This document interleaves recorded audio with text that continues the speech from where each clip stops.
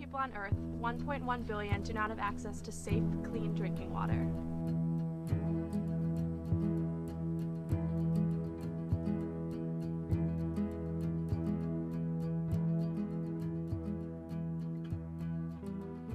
Around the globe, people are dying of thirst, and water is needed, and yet it's all being bottled up and sent here to America.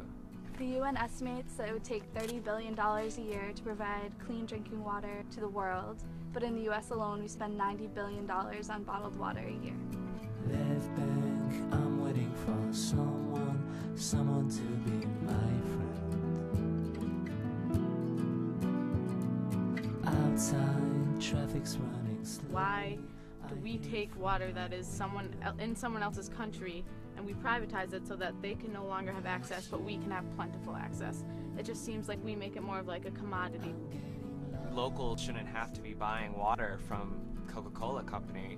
Their government should be providing them with clean, accessible water, and they're not, because it's more profitable to, sell it to corporate America.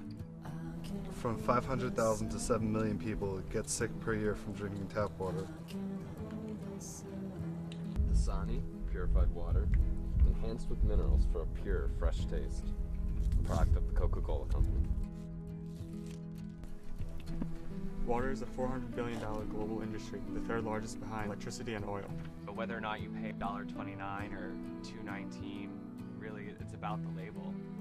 They're buying into the artwork that's behind each label, but by removing it, what's revealed is it's just the same color liquid on the inside, and it's all the same, coming from different sources around the world. Poland Springs, a little nature does a lot of good. Sources, Poland Spring, Spring, Garden Spring, Poland Spring, Cedar Spring. Nestle Pure Life is proud to bring you a better bottle that has 30% less plastic. Aquafina, pure water, perfect taste. So this one is minerals for a pure, fresh taste. This is flavor-enhancing minerals. They're totally different. It's becoming more and more scarce, and companies are exploiting these small water sources. While the average American uses 150 gallons of water per day, those in developing countries cannot find 5. I mean, this is pretty much the culmination of a day of recycling here at Stonehill College. The water and sanitation crisis claims more lives through disease than any war does through guns. Right now there's an international debate about whether or not the water should be added to the Universal Bill of Human Rights. Some other declarations included in the whole document are the right to cross borders, the right to marriage, the right to do other... Leisure? Yeah, leisure, right? I appreciate it. I do too. That's good.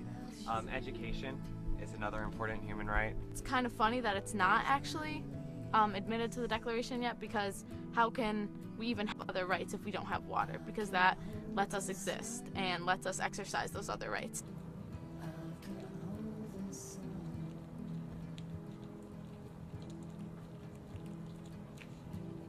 We can only survive 3 days without water. So. But then does it become torture? Vital access to water, does it become torture? And then I'm being the devil's advocate, so if then you frame it as an issue of torture, then could you argue that it's already included in the Universal Declaration of Human Rights?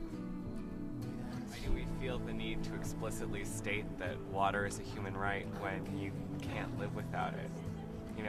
Why does it not go without saying that the right to live is a human right, and the right to not be charged for the right to live?